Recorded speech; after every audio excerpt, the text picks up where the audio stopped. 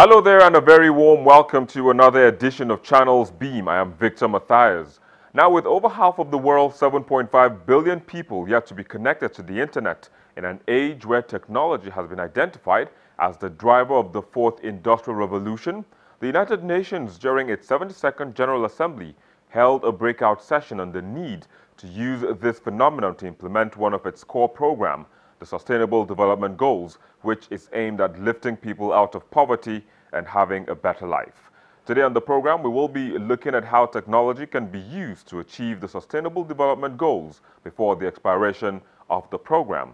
But let's take a minute to take a look at the online trending topics in the past week.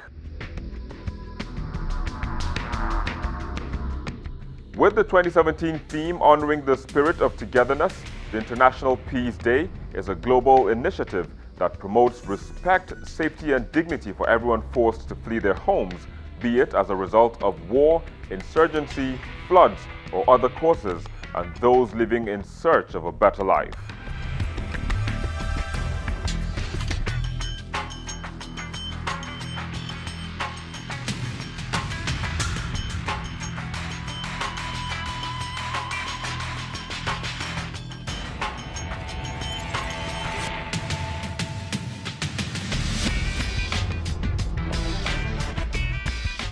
Nigerians have been debating the need to introduce the NGO bill, which, according to the sponsor in the House of Representatives, is meant to curb terrorism and money laundering in Nigeria. While some believe it is necessary, others are of the opinion that there is no need at all for the bill.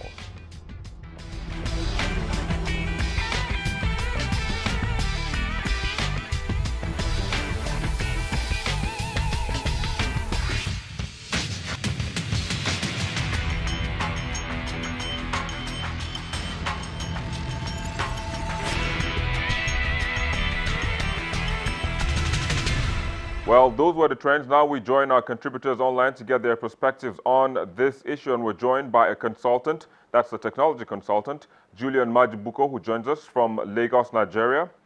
We also have the CEO of CMAPIT, Ni Abiri, who joins us from Ogbomosho in Oyo State, as well as a lecturer, Yahya Yakubu, who joins us from Abuja, Nigeria's Federal Capital Territory. But Julian, let me just begin with you. What do you think about technology first and foremost? We have to look at technology from the point of view whereby we have to be honest with ourselves and identify our own problems, and then seek technological solutions to address those. There are a number of ways in which technology has been implemented in Nigeria that has made things a lot easier. The mobile telephone, for example, is now allowing people to communicate regardless of income status. The banking system is also allowing people to have access to their funds, regardless of whether, the bank manager and the queue is too long type thing. Everybody's a democratic whole process. So technology in itself has made or can aid with our development. I think where we are, it's to now look deeper within ourselves and look at our own problems, and also get decision makers within custodians of those processes to be open to allowing technology to bring efficiency into those things that we do.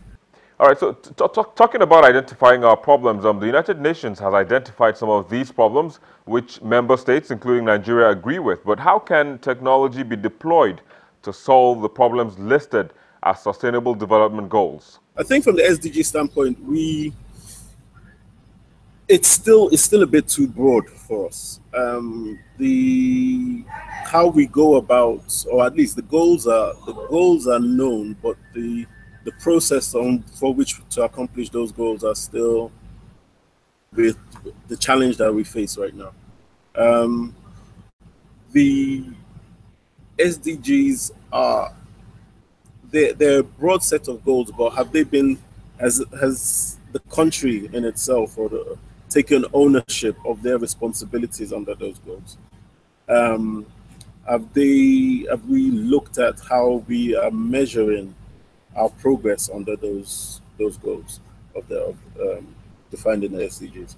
So once we get our once we get our thought process around meeting certain milestones and measuring ourselves um, in in our in our in our roadmap to achieve those goals, then I think technology will play a huge impact in tracking, recording, reporting, and also improving.